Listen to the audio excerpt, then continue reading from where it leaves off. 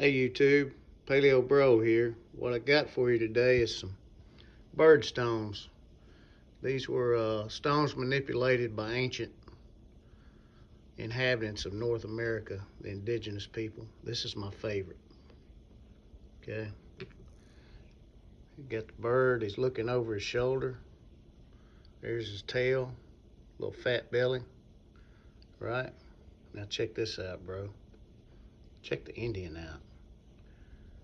Here's his nose, his mouth, eye. There's his bun on his hair. Maybe either a feather or his hair hanging down. These people were extremely artistic, and I'm just in awe of them. Birds. Birds and the Indian.